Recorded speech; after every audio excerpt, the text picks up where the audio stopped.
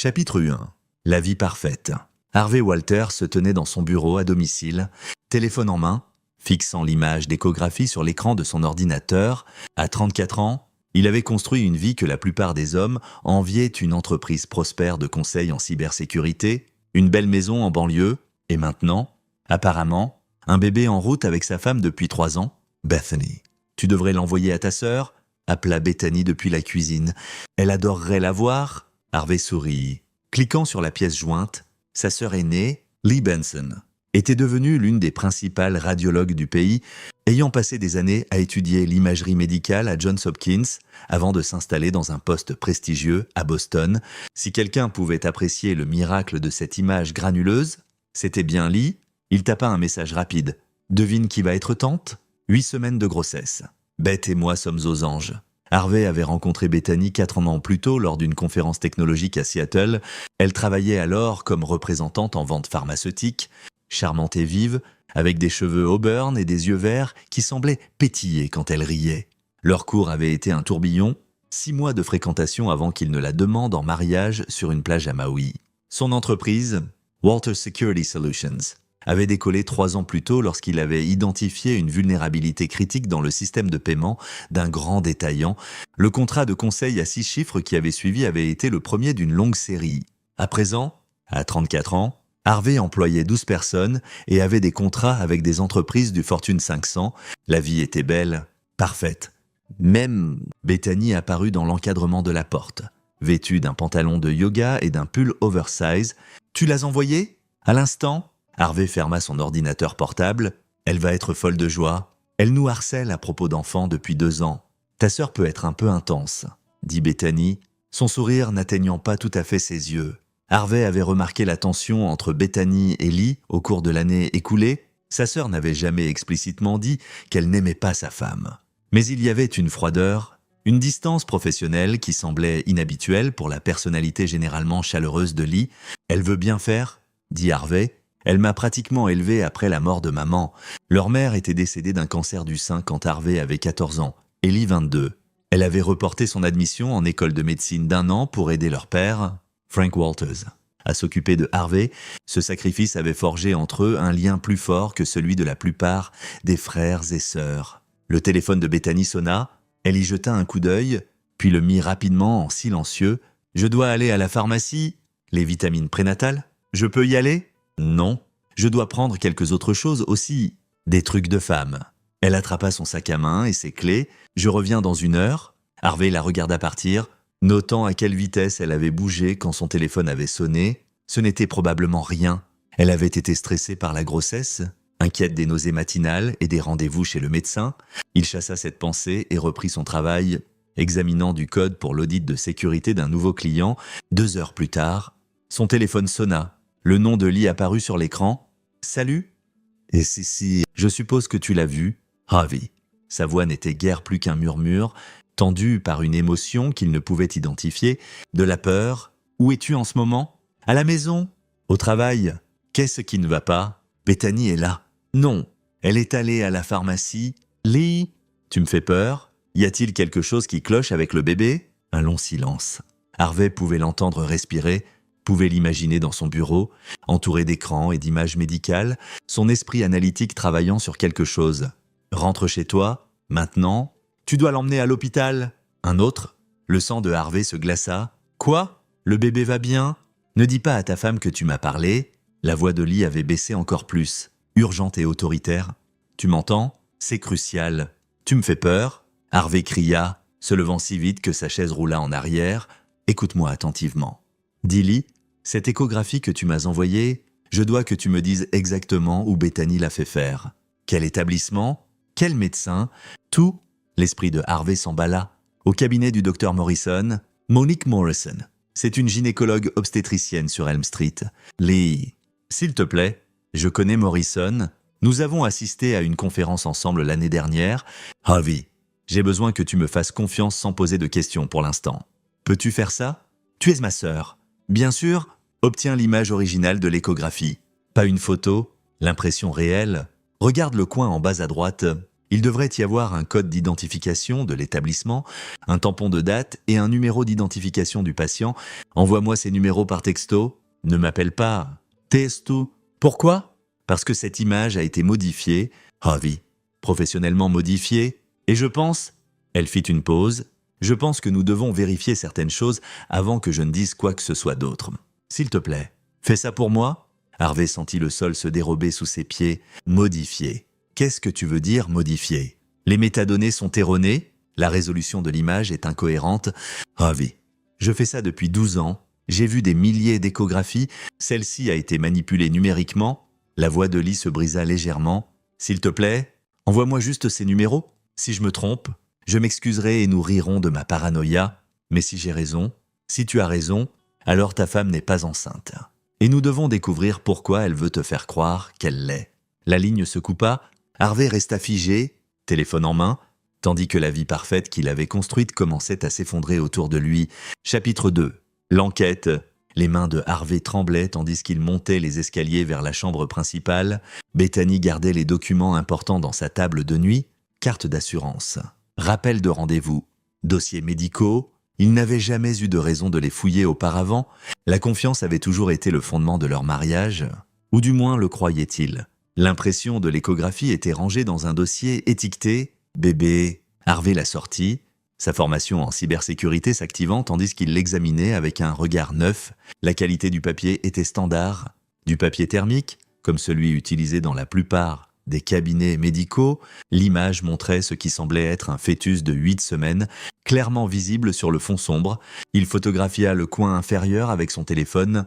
Le code de l'établissement indiquait MHC 291, le tampon de date indiquait mardi dernier, identifiant patient BW 147323. Il envoya l'information par texto à Lee, puis s'assit au bord du lit, fixant l'image qu'avait vue sa sœur qu'il ne pouvait pas voir. Son téléphone vibra. Lee, donne-moi 20 minutes. Ne la confronte pas encore. J'appelle pour une faveur. 25 minutes semblèrent durer 20 heures. Harvey fit les 100 pas dans la chambre. Son esprit imaginant des scénarios. Peut-être était-ce une erreur. Les erreurs médicales arrivent tout le temps. Peut-être que l'équipement d'imagerie avait buggé. Oh, son téléphone sonna. Lee, dis-moi, dit Harvey. J'ai appelé Monique Morrison directement. Nous sommes assez amis pour qu'elle prenne mon appel. La voix de Lee était stable maintenant. Professionnelle, Harvey. Elle n'a pas de patiente nommée Bethany Walters dans son système. Et jamais, la pièce bascula. Harvey s'assit lourdement sur le lit. Ce numéro d'identification patient, il appartient à une femme nommée Jennifer Velasquez qui a fait une échographie au cabinet de Morrison il y a 3 mois. Jennifer est enceinte de 26 semaines maintenant. Lee fit une pause. Le code de l'établissement est réel. Le tampon de date a été changé. Bethany a d'une manière ou d'une autre obtenu accès à l'échographie d'une autre patiente et modifié la date. Comment est-ce même possible? Elle travaille dans les ventes pharmaceutiques, elle a accès aux cabinets médicaux, connaît les systèmes, sait comment parler au personnel. Ce ne serait pas difficile de photographier une échographie lors d'une visite de vente, surtout si elle s'est liée d'amitié avec une infirmière ou une réceptionniste. La voix de Lee s'adoucit. « Harvey, je suis vraiment désolé, mais il y a place.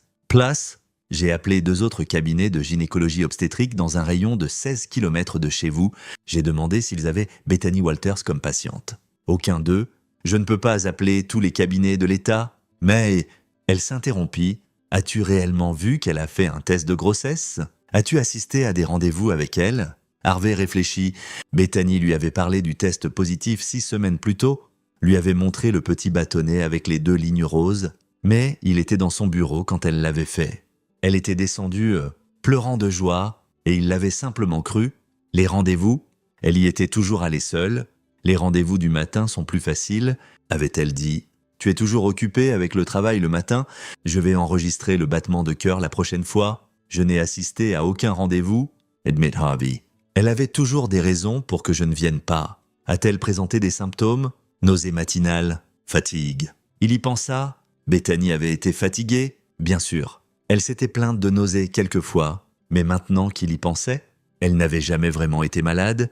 Elle avait juste dit qu'elle se sentait malade. Jésus, murmura Harvey, il y a autre chose que tu dois savoir. Le ton de Lee changea. Quand je posais des questions, En étant discrète, j'ai mentionné que j'essayais de localiser une patiente. Une des infirmières du 3e cabinet que j'ai appelée a reconnu le nom de Bethany immédiatement.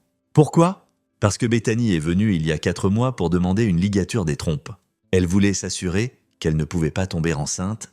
Les mots frappèrent Harvey comme un coup physique. Il se leva, ayant besoin de bouger, ayant besoin de faire quelque chose avec la rage qui montait en lui. « Pourquoi ferait-elle ça ?» demanda-t-il. « Pourquoi simuler une grossesse ? Je ne sais pas. Mais Harvey, tu dois être intelligent là-dessus. Ne la confronte pas encore. Nous devons découvrir quel est son but final. J'engagerai un détective privé ? Non, Lee le coupa. Tu es un expert en cybersécurité ? Tu trouves de la saleté numérique pour vivre.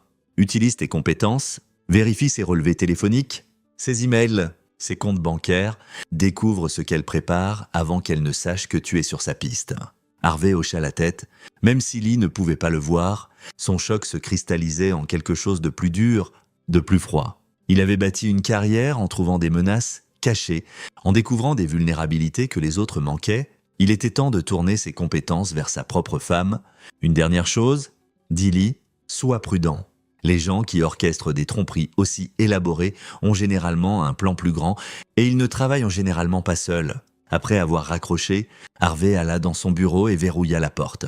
Il lança son logiciel d'accès distant, les mêmes outils qu'il utilisait pour les audits de sécurité des clients. Il avait configuré le réseau domestique lui-même, avec un accès administrateur à chaque appareil connecté, y compris le téléphone de Bethany. Il lui fallut moins de 10 minutes pour cloner les données de son téléphone sur son serveur crypté, messages text, journaux d'appel, emails, photos. Tout ce qu'il trouva dans ses messages lui glaça le sang. Il y avait des centaines de textos à un numéro enregistré sous D. Il remontait à 8 mois, commençant juste après leur 2e anniversaire. Les messages étaient intimes, sexuals, planifiant des rencontres pendant que Harvey était en voyage d'affaires, mais ce furent les messages récents qui révélèrent la vérité. Dès combien de temps encore devons-nous continuer ça ? Bethany juste quelques semaines de plus. Il signera l'augmentation d'assurance vie ce mois-ci. Il le faut. D. Et s'il ne le fait pas, Bethany. Alors on passe au plan B, l'accident. D. Je pense toujours que le plan B est risqué. Bethany. 2 millions de dollars ne sont pas risqués. Ça en vaut la peine. Une fois qu'il sera parti, nous serons tranquilles pour la vie. Harvey s'adossa à sa chaise, son esprit s'emballant. Elle ne simulait pas seulement une grossesse, elle prévoyait de le tuer. Il fit défiler plus de messages, reconstituant le complot. Bethany l'avait convaincu d'augmenter sa police d'assurance vie 3 mois plus tôt. Invoquant les besoins futurs du bébé, la nouvelle police, de 2 millions de dollars, devait entrer en vigueur dans 2 semaines. Les messages sur l'accident étaient vagues mais glaçants. Quelque chose à propos d'un voyage de randonnée que Harvey avait prévu pour le mois prochain, quelque chose pour le faire paraître naturel. Il ouvrit les photos échangées avec D et sentit son estomac se retourner. L'homme sur les photos était Dean Mann, quelqu'un que Harvey reconnaissait. Dean travaillait comme entraîneur personnel à la salle de sport que fréquentait Bethany. Il était plus jeune que Harvey, musclé, avec le genre de sourire arrogant qui donnait envie à Harvey de le frapper. Des recherches supplémentaires révélèrent des relevés financiers. Bethany avait ouvert un compte bancaire séparé dont Harvey ignorait l'existence. De petits dépôts, rien qui n'attirerait l'attention, mais ils s'additionnaient. Elle avait détourné de l'argent de leur compte joint pendant des mois. Harvey s'adossa, son esprit passant du choc au calcul. Lee avait raison. Il devait être intelligent là-dessus. Aller à la police maintenant serait sa parole contre la sienne. La police d'assurance n'était pas encore active. Les textos sur l'accident étaient assez vagues pour être expliqués. Non, il avait besoin de plus. Il avait besoin de les prendre sur le fait, de documenter tout, de construire un dossier si étanche que Bethany et Dean ne verraient jamais plus la liberté. Et s'il allait faire ça, il le ferait à sa manière. Harvey ouvrit un document vierge et commença à taper. Il était un expert en sécurité, il savait trouver les vulnérabilités, il savait les exploiter, et il savait poser un piège que ses ennemis ne verraient jamais venir. Au moment où Bethany rentra 2 heures plus tard, Harvey avait déjà commencé à poser les bases de leur destruction. Chapitre 3. Les joueurs. Bethany entra dans la maison en portant des sacs de course. Son sourire était lumineux et innocent. Désolé d'avoir pris si longtemps. J'ai rencontré une vieille amie à la pharmacie. Harvey leva les yeux de son ordinateur portable, forçant un sourire qui n'atteignait pas ses yeux. Pas de problème. Comment te sens-tu ? Fatigué ? Le bébé me fatigue vraiment. Elle posa une main sur son ventre, un geste que Harvey reconnaissait maintenant comme du pur théâtre. « Je pense que je vais m'allonger un peu. Bonne idée? Tu as besoin de repos ?» Les mots avaient un goût de cendre dans sa bouche. Après qu'elle soit montée à l'étage, Harvey reprit ses recherches. Il avait fouillé dans le passé de Dean Mann et ce qu'il avait trouvé était éclairant. Dean Mann, 28 ans, avait un casier, rien de majeur, un DUI il y a 3 ans, une accusation d'agression abandonnée suite à une bagarre dans un bar, mais cela peignait le portrait d'un homme avec un faible contrôle des impulsions et un goût pour l'argent facile. Il avait travaillé dans 3 salles de sport différentes au cours des 5 dernières années. Changeant toujours, après quelques mois, Harvey croisa les dates avec le calendrier de Bethany. Elle avait commencé à s'entraîner à la salle actuelle de Dean, Peak Fitness. Il y a 9 mois, l'aventure avait commencé peu après, mais il y avait plus. Harvey trouva des publications sur les réseaux sociaux montrant Dean avec des montres chères, des vêtements de marque, des gains au paris sportif. L'homme vivait au-dessus de ses moyens. Toujours à la recherche du prochain coup, c'était exactement le genre de personne qui accepterait de tuer pour de l'argent. Le téléphone de Harvey vibra. Un texto d'un numéro inconnu. « C'est Vernon Hancock. Lee m'a donné votre numéro. Je comprends que vous avez besoin d'une assistance discrète. Vernon Hancock. » Le nom lui disait quelque chose. Harvey fit une recherche rapide et le trouva, un agent du FBI à la retraite qui dirigeait maintenant une agence de détectives privés. Lee avait promis de le mettre en contact avec quelqu'un de fiable. Harvey appela le numéro. Vernon répondit à la première sonnerie. « M. Walters. Votre sœur m'a expliqué la situation en termes généraux. Je suis vraiment désolé. » La voix de Vernon était grave et autoritaire. Elle a mentionné que vous pourriez avoir besoin d'aide pour documenter des preuves, Sia. « Je suis consultant en cybersécurité. » dit Harvey. « Je peux m'occuper du côté numérique, mais j'ai besoin de quelqu'un qui peut faire de la surveillance physique sans être détecté. Et je dois que ce soit fait de manière légale pour que ça puisse être utilisé au tribunal. Je peux faire ça. Quel est votre délai ?» Harvey expliqua ce qu'il avait appris, la fausse grossesse, la police d'assurance vie, l'accident planifié. Vernon écouta sans interrompre, prenant occasionnellement des notes, un mobile de 2 millions de dollars, un complot clair. Préméditation, vous avez les débuts d'un dossier solide, dit Vernon, mais vous avez raison. Nous avons besoin qu'il soit enregistré discutant de plans spécifiques, audio, vidéo si possible. Je peux installer un logiciel de surveillance sur son téléphone à distance, dit Harvey. Mais je dois être prudent quant à l'admissibilité. Laissez-moi m'inquiéter de l'admissibilité. Vous concentrez-vous sur la collecte de preuves par des moyens légaux. Tout ce que vous pouvez accéder en tant que propriétaire de la maison, titulaire du compte joint. Marie. Je m'occuperai de la surveillance externe. Vernon fit une pause. Il y a quelque chose que vous devriez savoir, cependant. Des cas comme celui-ci, où quelqu'un planifie votre meurtre. Le temps est critique. S'ils sentent que vous êtes sur leur piste, ils pourraient accélérer leur plan. La police d'assurance s'active dans 12 jours, dit Harvey. Je ne pense pas qu'ils bougeront avant, à moins qu'ils ne s'inquiètent. Soyez prudents. M. Walters, jouez le mari aimant. Ne leur donnez aucune raison de soupçonner que vous savez. Après avoir raccroché avec Vernon, Harvey passa l'heure suivante à configurer des protocoles de surveillance. Il installa un keylogger sur l'ordinateur portable de Bethany, configura des alertes pour des mots-clés spécifiques dans ses messages, et créa un serveur sécurisé pour stocker toutes les preuves. Puis, il fit quelque chose qu'il avait appris au cours de ses années en cybersécurité. Il chercha le pattern derrière le pattern. Bethany n'était pas assez intelligente pour planifier ça seule. Elle était organisée, certes, mais ce niveau de tromperie nécessitait quelqu'un avec de l'expérience. L'échographie falsifiée, le timing précis, le complot d'assurance.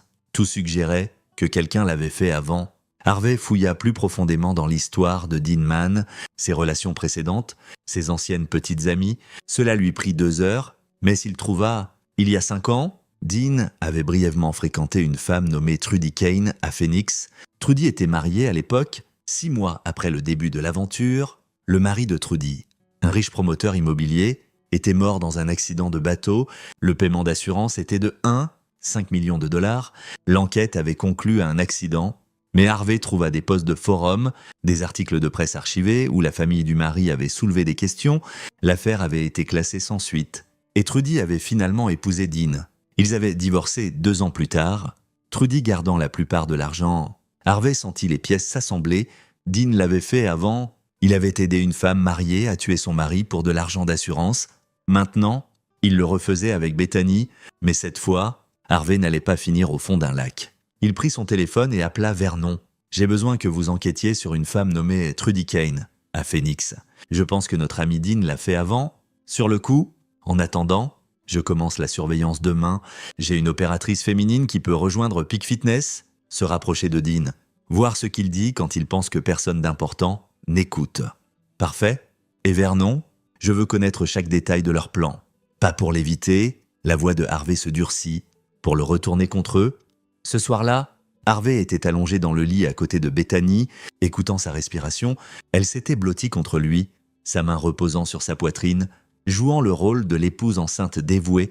Il pensa à leur jour de mariage, aux vœux qu'ils avaient échangés. Est-ce que quelque chose avait été réel? Ou avait-elle planifié ça depuis le début? Son téléphone vibra avec un message. « Vernon, trouvez quelque chose d'intéressant sur Trudy Kane? Elle est fauchée. A déclaré faillite l'année dernière. Dean l'a dépouillée de presque tout dans le divorce. » Harvey sourit dans l'obscurité. Donc Dean avait un pattern. Séduire des femmes mariées, les aider à tuer leur mari, prendre l'argent d'assurance, puis disparaître. C'était un professionnel, mais Harvey avait quelque chose que Dean et Bethany n'attendaient pas. Il avait l'avertissement de sa sœur, il avait du temps pour se préparer, et il avait des compétences qu'il ne pouvait pas égaler, tandis que Bethany dormait à ses côtés, rêvant de son gain de 2 millions de dollars. Harvey commença à planifier leur cauchemar.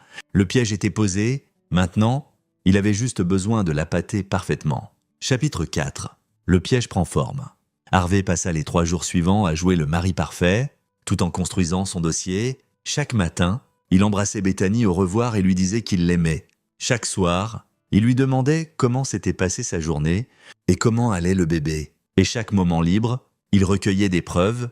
L'opératrice de Vernon, une femme nommée Erika Mack, avait rejoint Peak Fitness et s'était liée d'amitié avec Dean en 24 heures. Ses rapports étaient accablants, sujet est arrogant.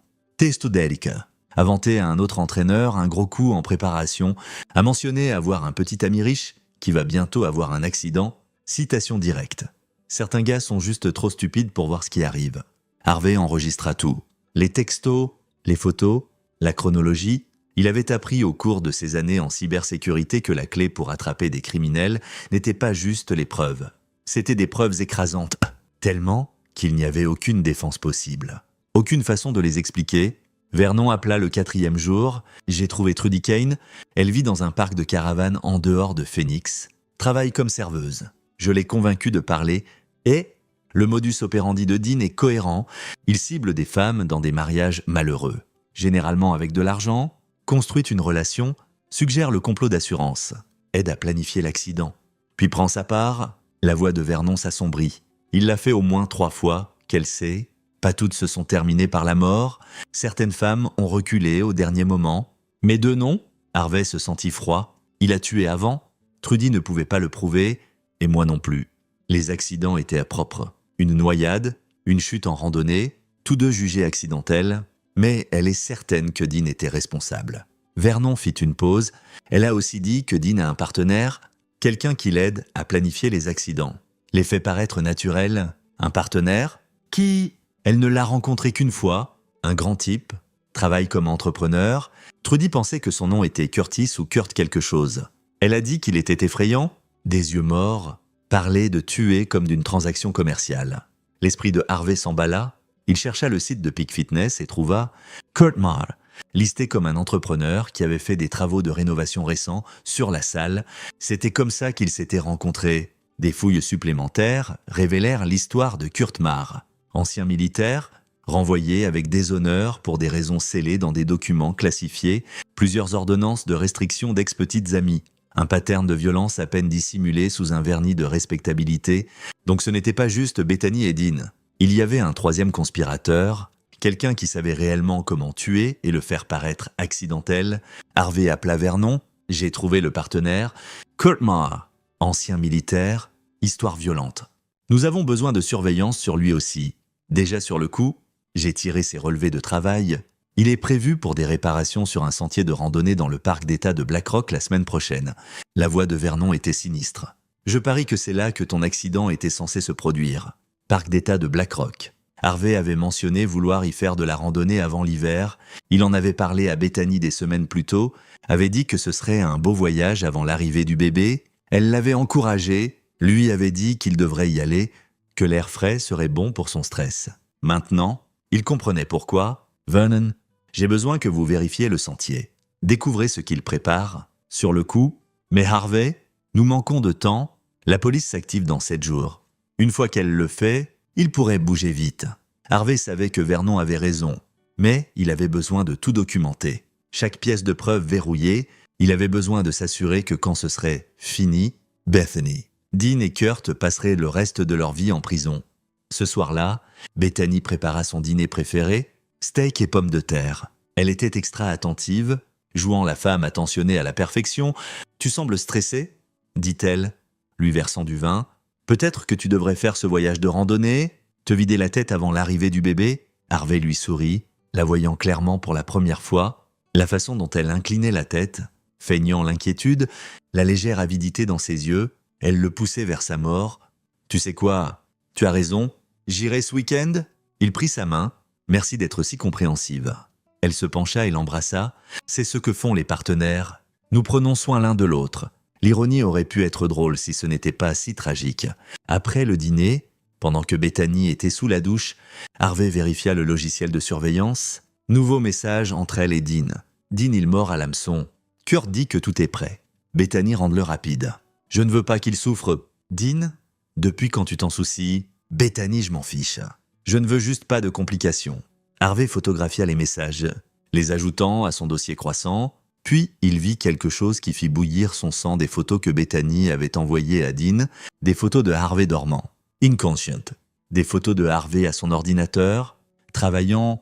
Elle avait catalogué ses routines, ses patterns, aidant à planifier son meurtre. Son téléphone sonna. « Lee, comment vas-tu » demanda-t-elle. « Je gère. Vernon a été utile. » « Harvey, je dois te dire quelque chose. » La voix de Lee était hésitante. « J'ai réfléchi à pourquoi je n'ai jamais aimé Bethany. Je ne pouvais pas mettre le doigt dessus avant, mais maintenant je réalise. Elle me rappelait quelqu'un qui... Une patiente que j'ai eue il y a 3 ans. Une femme qui est venue en prétendant avoir été agressée par son mari. Les scans ne correspondaient pas à son histoire. Mais elle était convaincante. J'ai presque cru. » Lee fit une pause. Plus tard, j'ai découvert qu'elle avait tout inventé pour obtenir une ordonnance de restriction afin de vider leur compte joint avant de divorcer. C'était une escroc. « Bethany est une escroc », dit Harvey. Les mots lourds, je pense qu'elle l'est depuis longtemps. J'ai regardé son historique d'emploi. Elle a travaillé pour 7 compagnies pharmaceutiques différentes en 5 ans. C'est inhabituel. La plupart des représentants en vente restent avec une compagnie. La voix de Lee se durcit. Je pense qu'elle a monté des escroqueries, changeant avant que quiconque ne s'en aperçoive. Harvey sentit quelque chose se déplacer en lui. Ce n'était pas juste à propos de la fausse grossesse ou du complot d'assurance. Bethany était une prédatrice, et il était juste sa dernière cible. Mais contrairement à ses victimes, Harvey savait comment riposter. « Lee, je dois te demander quelque chose. » Harvey garda sa voix stable. « Si ça tourne mal, si quelque chose m'arrive, rien ne va t'arriver. Mais si ça arrive, promets-moi que tu t'assureras qu'ils aillent en prison. » Chacun d'eux, un long silence. Puis, « Je te promets, mais tu vas t'en sortir. Tu es la personne la plus intelligente que je connaisse. Si quelqu'un peut déjouer ces gens, c'est toi. » Après avoir raccroché, Harvey ouvrit son document de planification. L'équipe de Vernon avait identifié l'endroit où l'accident était censé se produire. Un sentier de falaise avec une chute de 30 mètres. Kurt avait été vu en train de desserrer la barrière, créant un point faible qui céderait sous le poids. Il voulait faire paraître comme si Harvey était tombé pendant une randonnée seule. Simply. Propre. Accidentel. Mais Harvey avait un plan différent. Il ouvrit un nouveau fichier et commença à taper. Le piège était presque complet. Dans 3 jours, il le déclencherait, et quand il le ferait, Bethany, Dean et Kurt marcheraient droit dedans, ne réalisant jamais que la proie était devenue le prédateur. Chapitre 5. Déplacer les pièces. Le lendemain matin, Harvey mit en motion la première phase de son plan. Il se rendit à sa banque et retira 50 000 $ en liquide, disant à la caissière que c'était pour un investissement commercial. Puis, il s'arrêta à un cabinet d'avocats en centre-ville. « J'ai besoin de faire des changements à mon testament », dit-il à son avocat. Mitchell Hobbs. Mitchell, un ami de l'université, haussa un sourcil. « Tout va bien. Tu l'as mis à jour il y a 6 mois ? Le bébé ?» mentit Harvey avec fluidité. « Je veux m'assurer que tout est protégé si quelque chose m'arrive. » « Bien sûr. Quel changement ?» Harvey avait planifié ça soigneusement. Je veux ajouter une clause que si je meurs dans l'année prochaine dans des circonstances plus tard déterminées comme criminelles, tous les actifs vont à ma sœur Lee. Et un fonds devrait être établi pour poursuivre la poursuite de toute partie impliquée. Mitchell fronça les sourcils. C'est inhabituellement spécifique. Harvey, y a-t-il quelque chose que tu dois me dire? Juste prudent. Tu sais comment c'est? Nouveau bébé, nouvelle responsabilité. Je veux m'assurer que Bess et le bébé sont protégés. Mais aussi que s'il y a quelque chose de suspect, il n'y ait pas de mobile financier. Harvey garda un ton décontracté. Appelle ça de la paranoïa professionnelle de trop d'années en cybersécurité. Mitchell hocha lentement la tête. Je le rédigerai aujourd'hui. Tu pourras signer demain? Parfait. Si Bethany apprenait le changement de testament, cela jetterait une clé dans ses plans, mais Harvey n'allait pas lui dire « pas encore ». Ensuite, il appela la compagnie d'assurance. « J'ai besoin de vérifier les détails de ma police », dit-il à l'agent. Spécifiquement, je veux confirmer la clause d'exclusion de suicide et la période de contestabilité de 2 ans. L'agent le guida à travers. La police avait une période de contestabilité de 2 ans, signifiant que la compagnie pouvait enquêter et refuser les réclamations si une fraude était suspectée pendant les 2 premières années. L'exclusion de suicide était standard. Pas de paiement si l'assuré se tuait dans les 2 ans suivant la date de début de la police. Mais il y avait autre chose sur quoi Harvey comptait. Si les circonstances de la mort étaient suspectes, la compagnie d'assurance lancerait une enquête avant de payer. Cette enquête pouvait prendre des mois, voire des années. Bethany comptait sur un paiement rapide. Elle n'avait aucune idée du nombre d'obstacles que Harvey était sur le point de placer sur son chemin. Cet après-midi-là, Vernon appela. « Nous avons de l'audio. » Erika portait un micro à la salle. Dean a parlé. Qu'a-t-il dit? Tout. Il a décrit tout le plan à elle, pensant qu'elle s'intéressait à lui. Le sentier de randonnée, la barrière desserrée, comment Kurt serait à proximité pour s'assurer que tu tombes vraiment. Il a même mentionné l'argent d'assurance et comment lui et Bethany allaient le partager. La voix de Vernon était triomphante. Nous l'avons, et par extension, nous les avons tous. L'audio est-il admissible? Erika est une enquêtrice licenciée et Dean était dans un espace public. De plus, elle est prête à témoigner, c'est solide. Vernon fit une pause. Mais Harvey, nous devons impliquer la police maintenant. Nous en avons assez pour une arrestation? Pas encore. J'ai besoin qu'ils passent à l'action. J'ai besoin d'accusations de tentative de meurtre. Pas juste de complot. C'est risqué. Si quelque chose tourne mal, ça n'arrivera pas. Fais-moi confiance. La voix de Harvey était d'acier. J'ai passé toute ma carrière à penser comme des hackers, à anticiper les attaques avant qu'elles n'arrivent. C'est juste une autre brèche de sécurité et je sais exactement comment la patcher. Ce soir-là, Harvey mit en scène son prochain mouvement. Au dîner, il dit à Bethany qu'il était allé à la banque. « J'ai retiré de l'argent liquide pour le voyage de randonnée », dit-il décontractément. « Tu sais, de l'argent d'urgence au cas où quelque chose arrive. » Les yeux de Bethany s'illuminèrent. Intéressé, 50 000 $ pour un voyage de randonnée. « Je pensais au bébé, et si quelque chose m'arrive, je veux que tu aies un accès immédiat au fonds, pas coincé à attendre l'assurance ou les transferts bancaires. » Il tendit la main par-dessus la table et prit la sienne. Je vais le mettre dans le coffre-fort. La combinaison était notre anniversaire. Il la regarda traiter cette information, vit les rouages tourner, $50,000 en liquide, facilement accessible, en plus des 2 millions d'assurance. Il rendait le risque encore plus attractif. C'est très attentionné, dit Bethany, sa voix douce, mais je suis sûr que tu iras bien. Tu es prudent? J'espère. Mais je suis aussi réaliste. Harvey serra sa main. Je t'aime, Beth. Je veux que toi et le bébé soyez pris en charge. Quoi qu'il arrive. Elle lui sourit, et pendant un moment, Harvey se demanda s'il y avait de la culpabilité derrière ses yeux verts, du regret pour ce qu'elle planifiait. Mais quand elle se pencha pour l'embrasser, tout ce qu'il vit fut du calcul. Plus tard, après que Bethany soit allée au lit, Harvey vérifia le logiciel de surveillance. Comme prévu, elle avait immédiatement texté Dean. Bethany, il a mis 50 000 $ dans le coffre. Combinaison est notre anniversaire. Dean Jolie bonus. On s'en tient au plan? Bethany, absolument. Ce week-end, assure-toi que Kurt est prêt. Dean, il est prêt? La question est l'es-tu? Bethany, je suis prête depuis que j'ai dit oui. Ça a toujours été le plan. Harvey fixa ce dernier message longtemps. Ça a toujours été le plan. Elle l'avait épousé avec l'intention de le tuer. Chaque moment de leurs 3 années ensemble avait été une mise en place pour ce moment. Il aurait dû se sentir dévasté. Au lieu de ça, il se sentait concentré.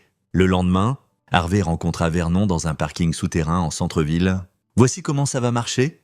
dit Harvey, sortant une carte du parc d'État de Black Rock. « Je vais randonner jusqu'au sentier de la falaise samedi matin. Vous aurez des équipes de positionner ici, ici et ici. » Il pointa des endroits sur la carte. « Quand Kurt passe à l'action, vous documentez tout, puis intervenez avant que quiconque ne soit vraiment blessé. » Vernon étudia la carte. « Tu t'utilises comme appât, je m'utilise comme preuve. Il y a une différence. » Le sourire de Harvey était froid. Bethany et Dean pensent qu'ils mènent une escroquerie. Ils n'ont aucune idée que je mène une escroquerie sur eux. Et après, comment veux-tu gérer les arrestations simultanées? Kurt au parc. Bethany et Dean ensemble quelque part où ils seront tous les deux. Je veux qu'ils voient venir au dernier moment, qu'ils réalisent qu'ils ont été joués. Vernon hocha lentement la tête. Tu sais, en toutes mes années dans ce travail, je n'ai jamais vu quelqu'un retourner les tables comme tu le planifies. Je t'ai dit, je suis un expert en cybersécurité. Je trouve les vulnérabilités et je les exploite. La vulnérabilité de Bethany et Dean est leur arrogance. Ils pensent que je suis stupide, que je ne vois pas ce qui se passe. L'expression de Harvey se durcit. Ils sont sur le point d'apprendre à quel point ils ont tort. Vendredi soir, Harvey mit en scène sa préparation finale. Il chargea son équipement de randonnée dans sa voiture, embrassa Bethany au revoir et lui dit qu'il partirait tôt le matin. « Fais attention là-bas », dit-elle, le serrant dans ses bras. « Je t'aime aussi », répondit Harvey, les mots automatiques mais vides. Cette nuit-là, il dormit à peine. Au lieu de ça, il revit chaque pièce de preuve, chaque détail du plan. Les équipes de Vernon étaient en position. La police avait été briefée et serait en attente. Demain, quand le soleil se lèverait, le piège se déclencherait. Et Bethany, Dean et Kurt passeraient le reste de leur vie à payer pour ce qu'ils avaient essayé de faire. Harvey vérifia son téléphone une dernière fois avant d'essayer de dormir. Un dernier texto de Bethany à Dean. Envoyé après qu'elle pensait que Harvey dormait. « Bethany, demain, je suis libre. Demain, nous sommes riches. Demain, tout commence. » Harvey sourit dans l'obscurité. « Demain, tout se termine. » Chapitre 6. Le piège se déclenche. Samedi matin arriva avec un lever de soleil rouge sang. Harvey s'habilla en tenue de randonnée, se déplaçant silencieusement pour ne pas réveiller Bethany. Elle remua quand il ouvrit la porte de la chambre. « Sois prudent », murmura-t-elle somnolente. « Je le suis toujours », répondit Harvey. Il conduisit jusqu'au parc d'État de Black Rock. Son camion chargé d'équipements de randonnée et d'un sac à dos. Vernon et son équipe étaient déjà en position. 3 points de surveillance. Caméra cachée et 2 officiers sous couverture, posant comme randonneurs. Harvey se gara sur le parking à 7h30. Il envoya un texto à Bethany. « Ici, météo parfaite. Je t'aime ?» Sa réponse arriva instantanément. « Je t'aime aussi. Profite de ta randonnée. » Le sentier serpentait à travers des forêts de pins avant de grimper vers les falaises. Harvey avançait à un rythme régulier, son esprit clair malgré ce qui arrivait. Tous les 45 mètres, il marquait sa position avec le GPS de son téléphone, créant une trace numérique de sa localisation. La voix de Vernon vint à travers son oreillette cachée. « Sujet un est sur site. Kurt Marr vient de se garer. Il porte ce qui ressemble à des outils reçus, » murmura Harvey. Le sentier se rétrécit en approchant de la section de la falaise. C'était là que Kurt avait desserré la barrière, créant un point faible qui céderait sous pression. C'était astucieux, la barrière paraîtrait intacte, mais une forte pression contre elle enverrait quelqu'un dégringoler 30 mètres jusqu'au rocher en basse. Harvey atteignit la section et s'arrêta, feignant d'admirer la vue du coin de l'œil. Il vit du mouvement dans les arbres. « Cut !» se positionnant, attendant, la voix de Vernon. « Nous le voyons. Il te regarde. Attends qu'il fasse contact. » Harvey sortit sa bouteille d'eau, prenant son temps. Il avait besoin que Kurt s'engage, qu'il fasse quelque chose qui serait capturé à la caméra et constituerait une tentative de meurtre. Des pas derrière lui, Harvey se tourna pour voir Kurt émerger du sentier, vêtu d'un équipement d'entrepreneur, portant une boîte à outils. « Bonjour », dit Kurt, sa voix amicale. « Je fais de la maintenance sur le sentier. Vous devriez éviter la barrière plus loin. Elle est un peu instable. » Harvey sourit. « Merci pour l'avertissement. J'apprécie. Pas de problème. Et vous avez laissé tomber quelque chose là-bas ?» Kurt pointa vers le bas du sentier. Harvey se tourna pour regarder. Et à cet instant, Kurt se précipita en avant. Des mains fortes saisirent les épaules de Harvey, le poussant vers la barrière affaiblie. Mais Harvey était prêt. Il avait passé des années à s'entraîner aux arts martiaux, un hobby que Bethany n'avait jamais connu. Il baissa son centre de gravité, se tordit, et utilisa l'élan de Kurt contre lui. Kurt trébucha en avant, déséquilibré, Harvey s'écarta, et Kurt s'écrasa contre la barrière. Le bois se fendit avec un craquement sec. Pendant un moment, Kurt vacilla au bord, les bras moulinants. Harvey aurait pu le laisser tomber. Une partie de lui le voulait. Au lieu de ça, il attrapa la veste de Kurt et le tira en arrière du bord. « Je t'ai eu », dit froidement Harvey. L'équipe de Vernon surgit des arbres, armes sorties. « Bouge pas, main visible ». Le visage de Kurt blanchit. « C'est quoi ce bordel ? Vous êtes en état d'arrestation pour tentative de meurtre ?» dit Vernon, sortant des menottes. « Vous avez le droit de garder le silence ?» Harvey recula, sortant son téléphone. Il appela Lee. « C'est fait. Phase terminée. Tu vas bien ?»« Je vais bien. Mieux que bien. » Harvey regarda Kurt. « Maintenant, menez menotté. Un de moins. 2 à faire. » Pendant ce temps, de l'autre côté de la ville, Bethany rencontrait Dean dans un café qu'ils avaient utilisé avant pour leur réunion secrète. Elle était nerveuse, vérifiant constamment son téléphone. « Détends-toi, » dit Dean, sirotant son café. Kurt sait ce qu'il fait. À midi, Harvey ne sera qu'un autre accident de randonnée tragique. Et nous serons tranquilles. Je ne peux pas m'en empêcher. Je continue de penser que quelque chose va mal tourner. Rien ne va mal tourner. Nous avons planifié ça parfaitement. Dean tendit la main par-dessus la table et prit la sienne. Dans quelques heures, tu vas être une veuve en deuil. Puis, après une période d'attente respectueuse, toi et moi partons au coucher du soleil avec 2 millions de dollars. Bethany sourit, se détendant légèrement. Tu penses vraiment que c'est si facile ? Ça a toujours été si facile ? Fais-moi confiance ? Je l'ai fait. La porte du café s'ouvrit. Le détective Eric Torres entra, suivi de 3 officiers en uniforme. Dean les vit en premier. Son visage pâlit.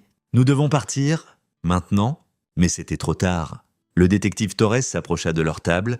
Badge sorti. Bethany Walters. Dean Mann.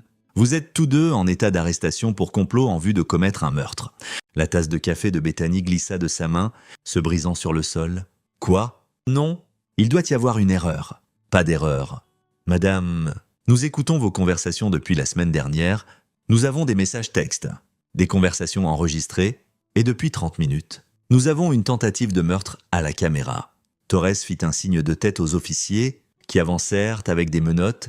Vous avez le droit de garder le silence. Dean bondit de sa chaise, essayant de courir, mais un officier le plaqua avant qu'il n'ait fait 3 pas. Bethany resta figée, son esprit clairement s'emballant, essayant de comprendre comment ça avait arrivé. « Où est mon mari ?» demanda-t-elle, sa voix faible. « Est-ce que Harvey ? Votre mari va bien ?» dit froidement Torres. « Mieux que vous n'allez l'être pour très longtemps. » Tandis qu'on les emmenait menottés, Harvey se gara de l'autre côté de la rue dans son camion. Il avait conduit directement du parc, voulant voir ce moment. À travers la vitre du café, les yeux de Bethany rencontrèrent les siens. Pendant juste une seconde, le masque tomba. Plus de faux sourires, plus d'actes d'épouse aimante, juste de la rage et de l'incrédulité qu'elle a été prise. Harvey leva son téléphone et prit une photo, puis il s'éloigna, laissant sa femme aux mains de la police. Ce soir-là, Harvey s'assit dans son salon avec Lee et Vernon, revoyant tout ce qui s'était passé. Kurt parle déjà, rapporta Vernon, essayant de négocier un accord. Il nous a donné des détails sur 3 accidents précédents qu'il a aidé Dean à arranger. 2 d'entre eux ont été jugés comme des morts naturelles à l'époque. Les familles sont contactées. « Et Bethany ?» demanda Lee. « Elle ne parle pas ?» a pris un avocat immédiatement. Vernon secoua la tête. « Mais ça n'importe pas. Nous avons des messages textes montrant la préméditation, des conversations enregistrées, l'échographie falsifiée, la fausse grossesse et une tentative de meurtre à la caméra. Le procureur dit que c'est le dossier le plus étanche qu'il ait vu depuis des années. » Harvey s'adossa, sentant le poids de la semaine passée peser sur lui. Combien de temps jusqu'au procès ? 6 mois ? Peut-être, mais avec autant de preuves. Ils prendront probablement un accord de plaidoyer. Vernon se leva. « Je vous laisse seuls, tous les deux. » Harvey, tu as fait du bon travail. Pas beaucoup de gens auraient pu gérer ça comme tu l'as fait. Après le départ de Vernon, Lee vint s'asseoir à côté de son frère. « Comment vas-tu vraiment ? » « Honnêtement, je ne sais pas. » Harvey fixa ses mains. « 3 ans de ma vie étaient un mensonge. Je pensais la connaître. Je pensais que nous construisions quelque chose de réel. C'était une escroc, une prédatrice. Ce n'est pas à propos de toi qui as été trompé. C'est à propos d'elle qui était convaincante. Je sais, intellectuellement, je sais ça. » Harvey regarda sa sœur. « Mais ça fait encore mal. Et le bébé ? Mon Dieu, je voulais que ce bébé soit réel. J'étais excité d'être père. Lee passa son bras autour de lui. Tu vas t'en sortir, et un jour, tu trouveras quelqu'un de réel, quelqu'un qui te mérite. Mais d'abord, tu dois guérir. Harvey hocha la tête. Merci pour m'avoir averti si tu n'avais pas repéré cette fausse échographie. Tu l'aurais compris éventuellement. Tu es trop intelligent pour ne pas... Lee sourit. Je suis fier de toi. Petit frère, tu aurais pu t'effondrer. Au lieu de ça, tu as riposté. Je n'avais pas le choix. Si tu l'avais, beaucoup de gens auraient de juste rapporter à la police et espérer le meilleur. Toi, tu as pris le contrôle. Tu as recueilli des preuves, construit un dossier, t'es assuré qu'il ne pouvait pas échapper à la justice. Les yeux de Lee étaient chaleureux. Ça prend du courage. Harvey pensa aux mots de Bethany en prison. Tu es devenu un prédateur aussi ? Peut-être avait-elle raison d'une certaine façon. Il avait utilisé ses compétences, son intelligence, sa capacité à penser comme ses ennemis pour les piéger, mais il l'avait fait pour survivre. Pour assurer la justice, ça faisait toute la différence. Ce soir-là, seul dans la maison qui semblait à la fois familière et étrangère maintenant, Harvey parcourut les pièces, les voyant avec des yeux neufs. C'était censé être l'endroit où il élèverait son enfant, où il vieillirait avec Bethany. Au lieu de ça, c'était une scène de crime, un monument au mensonge. Il trouva l'image d'échographie dans la table de nuit de Bethany, l'image falsifiée qui avait tout commencé. Il la fixa longtemps, puis la déchira en deux. Demain, il commencerait le processus de reconstruction. Il déposerait une demande de divorce. Il vendrait la maison, il avancerait. Mais ce soir, il se permit de faire son deuil, pas pour Bethany, mais pour la vie qu'il pensait construire, le futur qui n'avait jamais vraiment existé. Son téléphone vibra, un texto d'un numéro inconnu. C'est Jennifer Velasquez. La police m'a dit que mon échographie avait été volée et utilisée dans un crime. Je voulais juste dire que je suis désolé que ça soit arrivé. Et j'espère que vous allez bien. Mon petit garçon est en bonne santé. J'espère que ça vous apporte un peu de réconfort. Harvey fixa le message longtemps, puis il répondit « Merci, ça aide. Prenez soin de lui. » Il regarda autour de la maison vide une dernière fois, puis éteignit les lumières et monta à l'étage. Demain serait le premier jour du reste de sa vie. Et contrairement à Bethany, Dean et Kurt, il l'affronterait en homme libre. Le piège avait fonctionné parfaitement, la justice serait rendue et Harvey Walter survivrait. Chapitre 7. Le jugement. Les 8 semaines suivantes furent un tourbillon de procédures légales, d'attention médiatique et de reconstruction lente d'une vie qui avait été démolie. Harvey se jeta dans le travail, prenant 3 nouveaux clients de haut profil qui avaient entendu son histoire et voulaient quelqu'un qui comprenait la tromperie à un niveau fondamental. La date du procès fut fixée pour début décembre. La procureure, une femme tranchante nommée Laurie Cassie, appelait Harvey chaque semaine pour des mises à jour. Dean Mann essaie de retourner sa veste contre Bethany, lui dit-elle lors d'un appel, dit que c'était toute son idée. Qu'elle l'a manipulé ? Est-ce que ça va marcher ? Demanda Harvey. Pas avec les preuves que nous avons. Les messages textes montrent que c'était collaboratif. De plus, nous avons des preuves que Dean l'a fait avec au moins 2 autres femmes. La police de Phoenix rouvre des affaires maintenant. La voix de Laurie était satisfaite.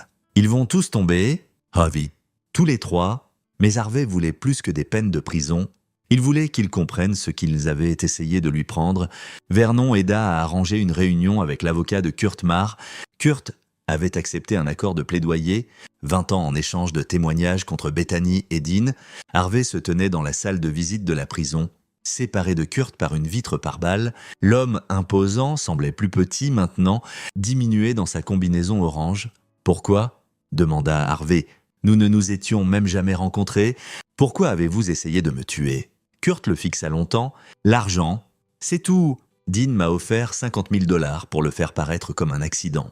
Je l'ai fait avant. C'est juste du business, répéta Harvey. Vous alliez me tuer, détruire ma famille, traumatiser tous ceux qui se souciaient de moi pour 50 000 $. Vous ne comprenez pas. Quand vous l'avez fait autant de fois que moi, ça cesse d'être à propos des gens. C'est juste un boulot. » Kurt se pencha en avant. « Je suis désolé. Pour ce que ça vaut, ça ne vaut rien, » dit froidement Harvey. « Vous allez passer 20 ans en cage. J'espère que chaque jour vous semble une éternité. » Il partit sans regarder en arrière. Dean Mann refusa de rencontrer Harvey. Mais son avocat fit clairement comprendre que Dean était terrifié. Les preuves contre lui étaient accablantes. 2 de ses anciennes petites amies, était venue avec des histoires de lui suggérant des complots d'assurance. L'une l'avait enregistré parlant de la facilité à simuler des accidents. Il risque la perpétuité sans libération conditionnelle, dit Laurie à Harvey, meurtre pour location. Complot, pattern de comportement criminel, le juge va lui jeter le livre, mais c'était Bethany que Harvey avait besoin de confronter. Il attendit jusqu'à la semaine avant le procès, puis il envoya un mot via Laurie qu'il voulait une réunion. L'avocat de Bethany refusa initialement, mais Bethany elle-même accepta. Ils se rencontrèrent dans une salle de conférence à la prison du comté. Bethany portait une combinaison orange, ses cheveux auburn tirés en une queue de cheval simple. Sans maquillage, elle semblait des années plus âgée que la femme qui l'avait épousée. « Bonjour, Harvey », dit-elle quand le garde l'amena. « Bethany ». Il garda sa voix neutre. Ils s'assirent l'un en face de l'autre, son avocat à côté d'elle, le silence s'étirant entre eux. « Je voulais te voir face à face », dit Harvey. « Je voulais comprendre. Est-ce que quelque chose était réel? Le mariage, quoi que ce soit ?» Bethany le regarda longtemps, puis elle soupira. « Tu veux vraiment la vérité? Oui? Non ?» Rien n'était réel. Elle s'adossa à sa chaise. « Je t'ai vu à cette conférence, vu la montre chère, la façon confiante dont tu parlais de ton entreprise. J'ai fait mes recherches. Entreprise réussie, pas de famille sauf une sœur. Pas d'enfant? Tu étais parfait? Parfait pourquoi? Pour exactement ça. Tu étais mon plan de retraite? Harvey. 2 ans de mariage. Puis l'angle du bébé, puis l'assurance, puis l'accident. Sa voix était factuelle, comme si elle discutait d'une proposition d'affaires. Je fais ça depuis que j'ai 23 ans. Tu aurais été mon 4e. Harvey sentit quelque chose de froid s'installer dans sa poitrine. 4e. Tu l'as fait avant. 3 fois. 2 ont réussi. 1 a reculé au dernier moment. Les réussites m'ont rapporté environ 4 millions au total. Elle haussa les épaules, mais je l'ai mal dépensé. Fait de mauvais investissements. Donc, j'avais besoin d'un autre coup. C'est quand je t'ai trouvé. Les autres, sont-ils morts? Un oui. Accident de randonnée au Colorado. Très triste. L'autre était un accident de voiture. Aussi très triste, elle le dit sans émotion, comme si elle lisait un bulletin météo. Tu étais censé être le numéro 3. Harvey se leva, incapable de rester assis plus longtemps. Comment vis-tu avec toi-même? Facilement. Des hommes comme toi, réussis, intelligence, mais solitaires, vous n'êtes pas dur à trouver. Vous voulez croire que vous avez trouvé l'amour. Trouvé la bonne, donc vous ignorez les signaux d'alarme, ignorez vos instincts. Le sourire de Bethany était amer. Ta sœur m'a percé à jour immédiatement. Tu sais, je pouvais le voir, mais tu ne l'as pas écouté, parce que tu voulais le fantasme. Donc c'est ma faute? Non, c'est juste comment le monde fonctionne. Prédateur et proie. Je suis une prédatrice. Harvey. Je suis né comme ça. Tu étais une proie. Elle se pencha en avant. La différence est, tu as retourné les tables. Tu es devenu un prédateur aussi. Et tu as gagné. Je ne suis pas comme toi. N'est-ce pas? Tu as posé un piège. Tu nous as manipulés. Tu nous as utilisés exactement comme nous essayons de t'utiliser. Les yeux de Bethany étaient durs. La seule différence est que ton piège a fonctionné et le nôtre non. Harvey resta silencieux, traitant ses mots. Avait-elle raison? Était-il devenu comme eux en les arrêtant? Non, dit-il enfin. La différence est que je me protégeais de gens qui essayaient de me tuer. Tu essayais de tuer un homme innocent pour de l'argent? N'essaie pas de nous rendre équivalents. Crois ce que tu veux. Bethany s'adossa. Je vais en prison pour le reste de ma vie. Toi, tu marches libre? Tu as gagné. Félicitations. Harvey l'étudia, cherchant tout signe de remords, toute trace de la femme qu'il pensait avoir aimée, mais il n'y avait rien. Elle était exactement ce qu'elle avait toujours été. Une prédatrice qui avait simplement été attrapée. Je veux que tu saches quelque chose, dit Harvey calmement. Chaque jour que tu passes en prison, chaque matin où tu te réveilles dans une cellule, chaque nuit où tu t'endors sur ce matelas inconfortable, je veux que tu te souviens que tu t'es fait ça à toi-même. Tu as choisi ça et tu le mérites? Il se tourna pour partir, mais la voix de Bethany l'arrêta. « Harvey, pour ce que ça vaut, tu étais l'un des bons. Dans une autre vie, si j'avais été une personne différente, j'aurais peut-être vraiment pu t'aimer. » Harvey regarda en arrière. « Mais tu n'es pas une personne différente, et tu ne le seras jamais. » Il sortit, la laissant derrière. Le procès dura 3 semaines. L'épreuve était accablante. Messages texte, conversations enregistrées, l'échographie falsifiée, témoignages de témoins d'Eric Hamack. Les images de surveillance de Vernon et la confession de Kurt. La défense de Dinman essaya d'argumenter qu'il avait été manipulé par Bethany, mais les preuves de ses crimes précédents détruisirent ce récit. Son pattern était clair. Il était un complice en série de complots de meurtre pour location. La défense de Bethany essaya d'argumenter qu'elle n'avait jamais eu l'intention d'aller jusqu'au bout, que c'était tout un jeu de rôle fantaisiste avec Dean. Mais les textos sur la chronologie, la fausse grossesse, la police d'assurance, tout pointait vers une planification prudente et préméditée. Harvey témoigna pendant 2 jours, guidant le jury à travers le processus de découverte, leur montrant comment il avait découvert le complot. L'échographie falsifiée était particulièrement accablante. Des experts médicaux témoignèrent qu'elle avait été altérée professionnellement et que Bethany n'avait jamais été enceinte. Le 15 décembre, le jury délibéra pendant 6 heures. Harvey s'assit dans la salle d'audience, Lee à ses côtés, tandis que le jury rentrait. Sur l'accusation de complot en vue de commettre un meurtre, comment trouvez-vous l'accusé? Bethany Walters. Coupable. Sur l'accusation de fraude? Coupable. Sur l'accusation de tentative de meurtre? Coupable. Les verdicts arrivèrent l'un après l'autre. Chacun un clou de plus dans le cercueil de Bethany. Elle resta immobile pendant qu'ils étaient lus, son visage impassible. Les verdicts de Dinman étaient tout aussi accablants. Coupable sur tous les chefs. À la sentence 3 semaines plus tard, le juge Owen Peterson ne montra aucune pitié. « Madame Walters, vous avez orchestré un complot d'une cruauté à couper le souffle, » dit le juge. « Vous n'avez pas juste comploté pour tuer votre mari. Vous l'avez fait vous aimer d'abord. Vous l'avez fait vous faire confiance. Croire qu'il commençait une famille avec vous, tout en planifiant sa mort. Ce tribunal trouve vos actions parmi les plus calculatrices et sans cœur que j'ai rencontrées. Il condamna Bethany à la perpétuité, sans possibilité de libération conditionnelle. Dinman reçut la même sentence, avec 20 ans supplémentaires pour ses crimes précédents, tandis que les huissiers les emportaient. Bethany regarda Harvey une dernière fois. Pas de sourire, pas de colère, juste le vide. Harvey ne ressentit rien d'autre que du soulagement. Ce soir-là, il dîna avec Lee dans leur restaurant préféré. « C'est fini », dit Lee, levant son verre de vin. « C'est vraiment fini. »« Ça l'est ?» Harvey fit teinter son verre contre le sien. « Merci. Pour tout.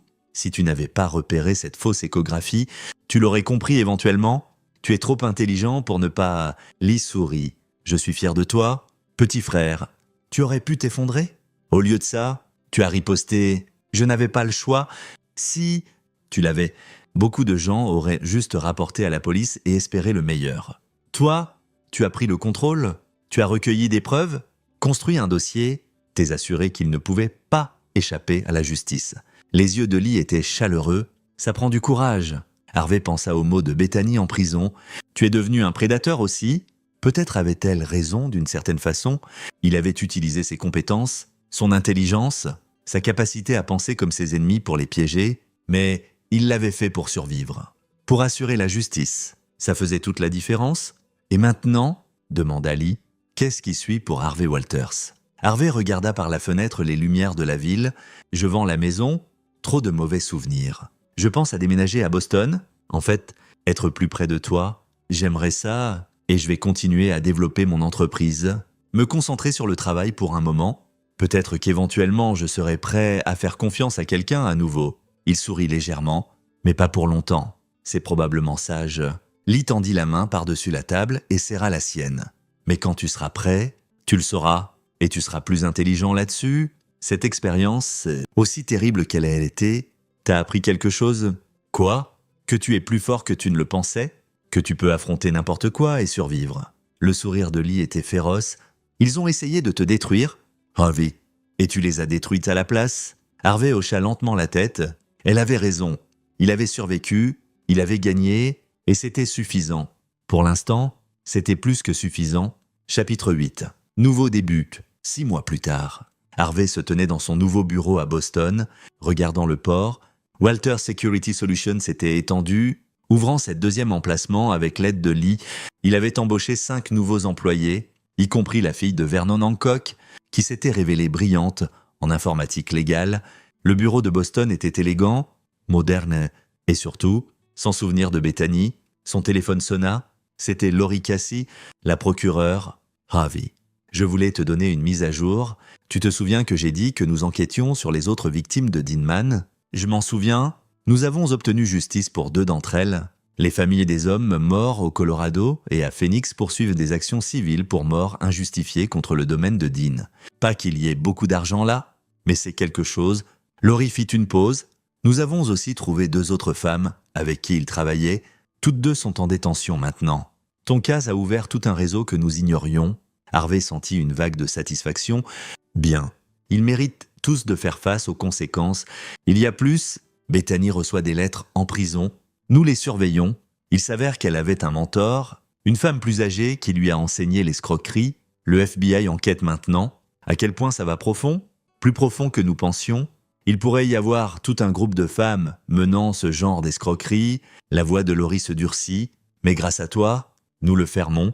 Tu n'as pas juste sauvé toi-même, Harvey. Tu as sauvé de futures victimes. Après l'appel, Harvey s'assit à son bureau. Traitant l'information, ce qu'il avait pensé être une trahison personnelle faisait partie de quelque chose de plus grand. Un réseau de prédateurs ciblant des hommes vulnérables, mais il l'avait arrêté, ou du moins, il avait commencé le processus de l'arrêter. Son interphone bourdonna. « M. Walters, vous avez une visiteuse, dit qu'elle connaissait votre femme. » Harvey fronça les sourcils. « Faites-la entrer. » Une femme dans la quarantaine entra, bien habillée, avec des cheveux noirs et des yeux nerveux. « M. Walters, je suis Teresa Bolton. Je dois vous parler de Bethany. » Harvey fit un geste vers une chaise. À propos d'elle, Teresa s'assit, tordant ses mains. « Je suis sa demi-sœur. Nous avons la même mère. Je ne savais pas ce qu'elle faisait jusqu'à ce que je voie le procès aux nouvelles. » Elle leva les yeux, des larmes dans les yeux. « Je suis tellement désolée. Je dois que vous sachiez, elle n'était pas toujours comme ça. Que voulez-vous dire? Notre mère, elle était comme Bethany, une escroc. Une arnaqueuse, elle s'est mariée 5 fois, chaque mari plus riche que le précédent. Elle a enseigné à Bethany tout.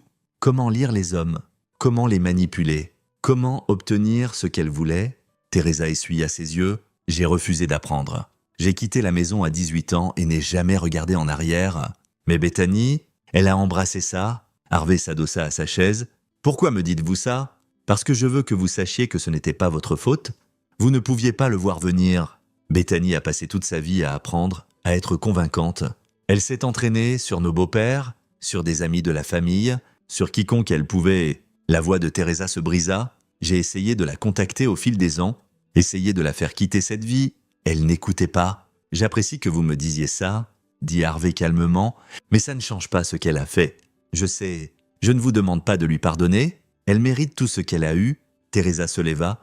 Je voulais juste que vous sachiez qu'il y a des gens dans sa famille qui sont horrifiés par ce qu'elle a fait et qui pensent que vous êtes incroyablement courageux d'avoir riposté comme vous l'avez fait.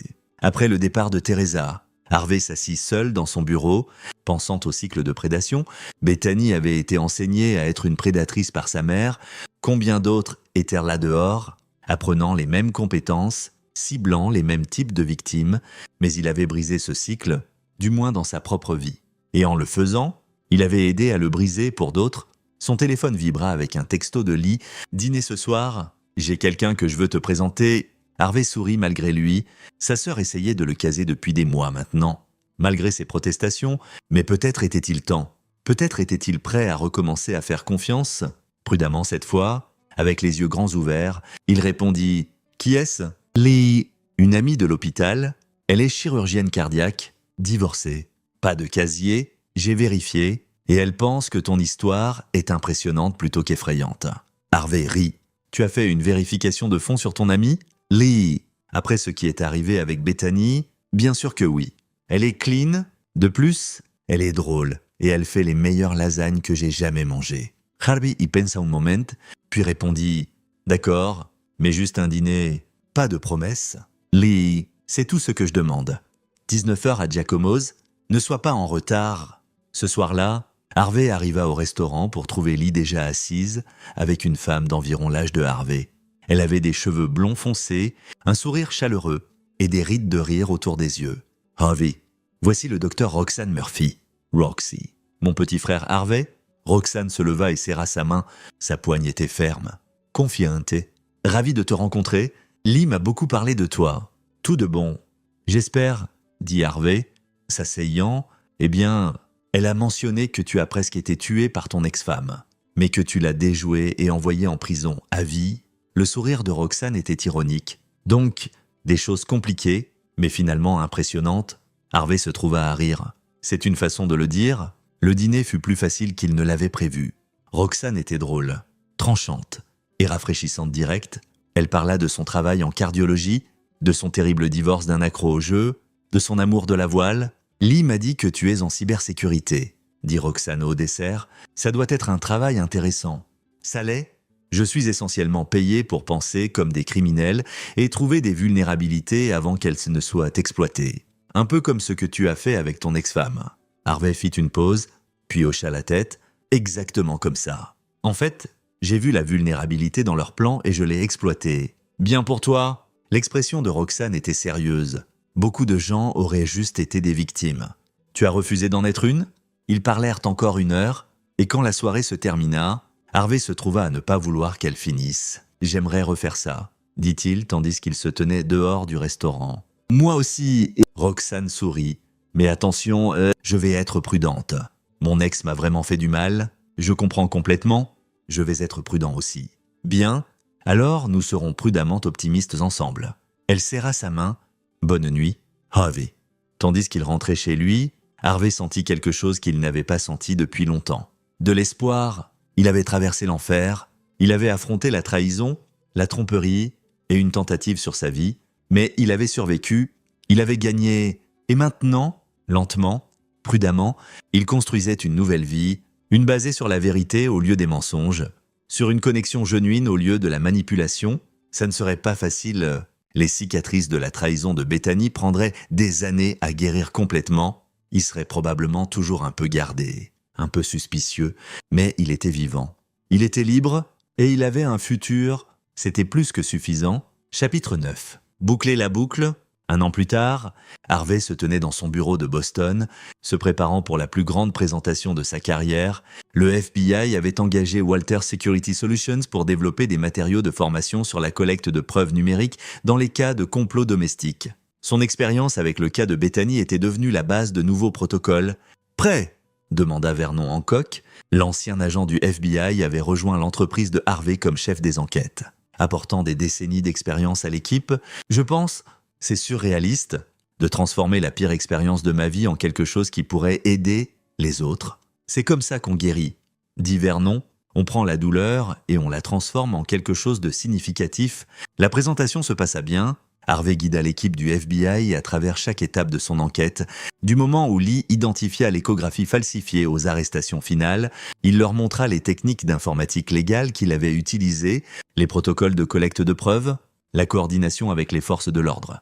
Quand il finit, l'agent principal, une femme nommée Candy McKinney, se leva et applaudit « M. Walters, c'est exactement ce dont nous avons besoin. » Nous voyons une augmentation des cas de complot domestique impliquant de la fraude à l'assurance. Vos protocoles pourraient sauver des vies. Après la réunion, Harvey vérifia son téléphone. Un texto de Roxane. Comment s'est passée la présentation? Harvey. Super. Veux célébrer ce soir? Roxane. Toujours. Chez toi ou chez moi? Harvey. Chez moi, je cuisinerai. Au cours de l'année passée, sa relation avec Roxane s'était développée lentement, prudemment. Ils avaient tous deux été brûlés avant, tous deux portaient des cicatrices. Mais ils avaient construit quelque chose de réel, un partenariat basé sur l'honnêteté, la confiance et une affection genuine. Le mois dernier, Roxane avait rencontré ses collègues et impressionné tout le monde avec son esprit vif et son intelligence. Elle avait rencontré Lee des dizaines de fois, les deux femmes formant une amitié proche. Et hier, Roxane avait demandé à Harvey de rencontrer sa fille adolescente de son mariage précédent. Ça semblait comme du progrès, comme de la guérison. Ce soir-là, tandis que Harvey préparait le dîner dans son appartement, son téléphone sonna. Numéro inconnu. « Allô? M. Walters. C'est l'officier Frank Stevenson de la police de Phoenix. J'appelle à propos de Bethany Walters. » L'estomac de Harvey se noua. À propos d'elle, il y a eu un incident. Elle a été attaquée en prison hier par une autre détenue. Elle est dans un état critique. Harvey posa son couteau. Traitant ça, va-t-elle survivre? Trop tôt pour le dire. La détenue qui l'a attaquée était apparemment une parente d'une précédente victime de Dean Mann. S'est fait arrêter et placé dans la même installation. L'officier Stevenson fit une pause. Je voulais vous donner un avertissement au cas où les médias vous contactent. Merci de me l'avoir dit. Après avoir raccroché, Harvey se tint dans sa cuisine, ne ressentant rien, pas de satisfaction. Pas de tristesse, pas de colère, juste du vide. Bethany avait essayé de le tuer, elle avait comploté sa mort méthodiquement, froidement. Elle méritait sa peine de prison, mais ça, être attaqué, possiblement mourir dans un hôpital de prison, Harvey y pensa longtemps, puis réalisa, il s'en fichait. Pas d'une façon vengeresse, mais d'une façon vraiment indifférente. Bethany faisait partie de son passé, un chapitre clos. Qu'elle vive ou meure ne l'affectait plus. Il avait tourné la page. Quand Roxane arriva 1 heure plus tard, Harvey lui parla de l'appel. « Comment te sens-tu » demanda-t-elle, étudiant son visage. « Je ne ressens rien, je ressens rien. » Harvey haussa les épaules. « Est-ce que c'est mal ?»« Non. Ça veut dire que tu as guéri. » Roxane prit sa main. « Tu n'es plus défini par ce qu'elle t'a fait. Tu es défini par ce que tu as fait ensuite. Comment tu as riposté? Comment tu as reconstruit? Comment tu as tourné le trauma en triomphe ?» Au dîner, ils parlèrent du futur. La fille de Roxane postulait aux universités. L'entreprise de Harvey considérait une expansion vers une 3e ville. Ils discutèrent de peut-être prendre des vacances ensemble, peut-être rendre leur relation plus officielle. « Je pense à acheter une maison, » dit Harvey. « Quelque chose avec un jardin? Peut-être de la place pour un chien? Ça sonne bien !» Roxane sourit. « Un quartier particulier? Je pensais à quelque chose près du port, assez proche pour voir le bureau, mais assez loin pour la privacy. » Il fit une pause. Peut-être avec assez d'espace pour une petite amie qui visite fréquemment. Le sourire de Roxane s'élargit. Une petite amie. Hein? Quelqu'un en particulier? Je connais une chirurgienne cardiaque qui pourrait être intéressée. Je pense qu'elle serait très intéressée. Roxane se pencha par-dessus la table et l'embrassa. En fait, je pense qu'elle est en train de tomber amoureuse de toi. Le sentiment est mutuel, dit doucement Harvey. Plus tard ce soir-là, après que Roxane soit rentrée, Harvey se tint sur son balcon, regardant les lumières de la ville. Il pensa à tout ce qu'il avait traversé, la trahison, le combat, la victoire, la récupération. 2 ans plus tôt, sa vie s'était effondrée. Mais dans la reconstruction, il était devenu plus fort, plus intelligent, plus conscient.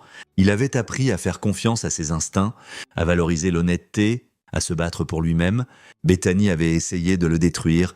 Au lieu de ça, elle l'avait forgé en quelqu'un de meilleur. Son téléphone vibra. Un texto de Lee. Entendu pour Bethany? Tu vas bien? Harvey. Je vais super. Mieux que super. Je suis heureux. Lee. Bien. C'est la meilleure revanche. Vivre bien. Harvey sourit. Sa sœur avait raison. Il avait gagné non seulement en envoyant Bethany en prison, mais en refusant de laisser ses actions le définir. Il avait reconstruit sa vie, trouvé l'amour à nouveau, tourné le trauma en but.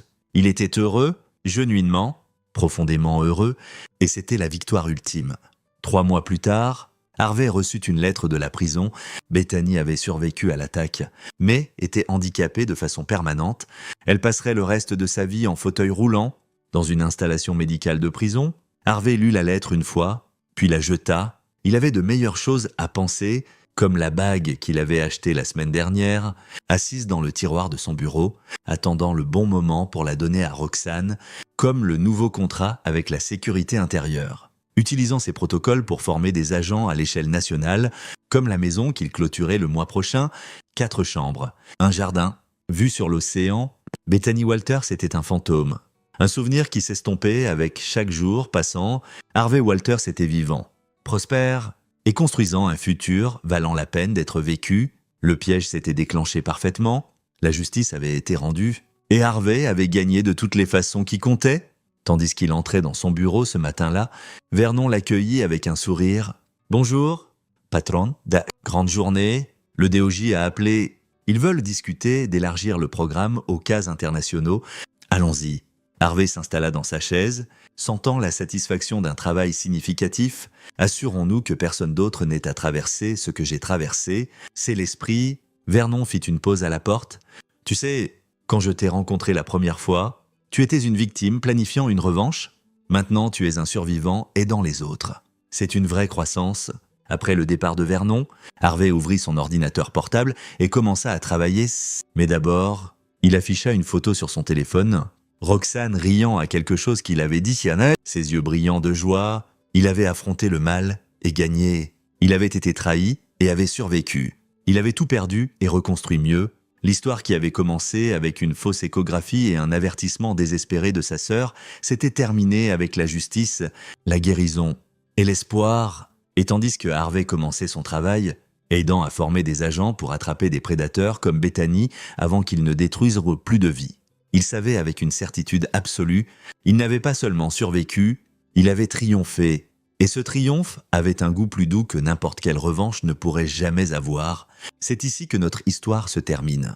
Partagez vos pensées dans la section des commentaires. Merci pour votre temps. Si vous avez aimé cette histoire, veuillez vous abonner à cette chaîne. Cliquez sur la vidéo que vous voyez à l'écran et je vous verrai là-bas. Sleep.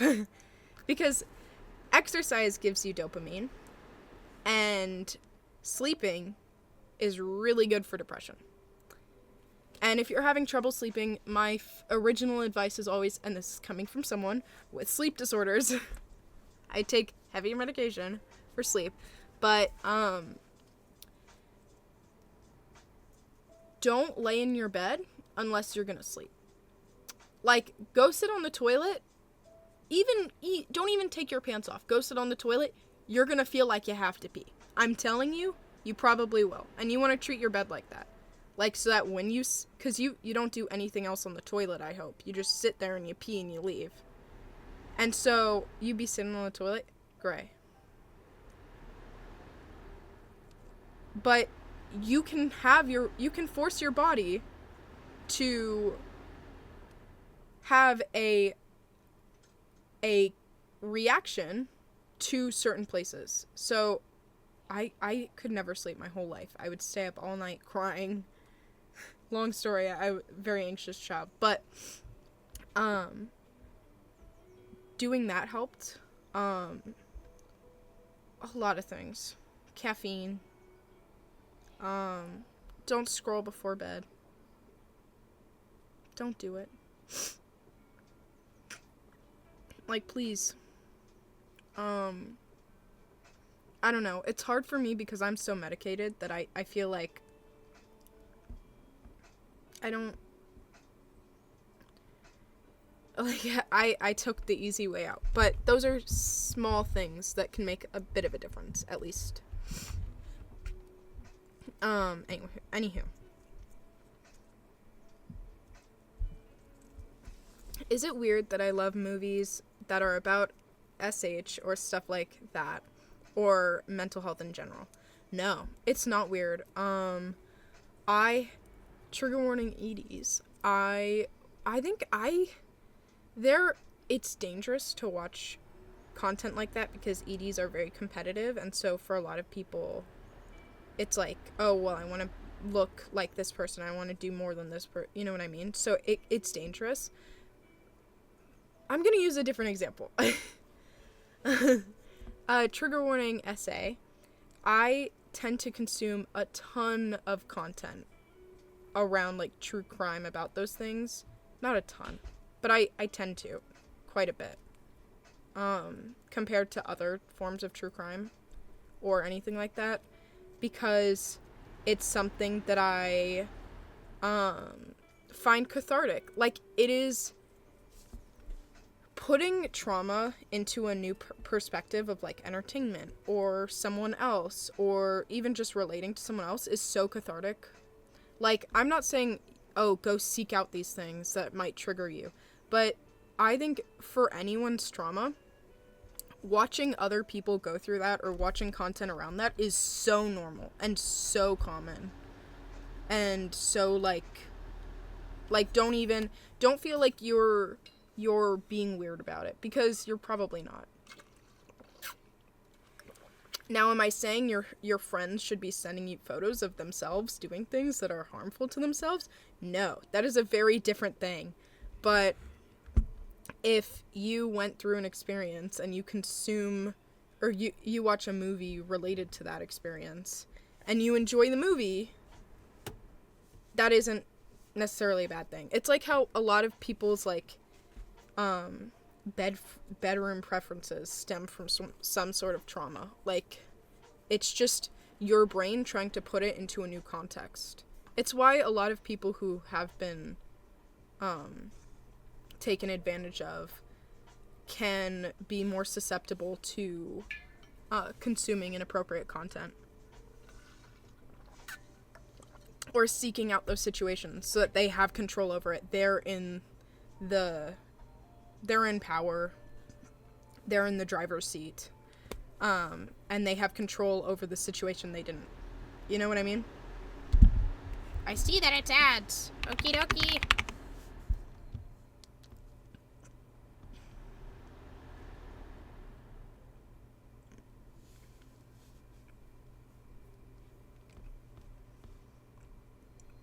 You're back already? I've not seen Project Hail Mary, but my mom's convinced I'd love it.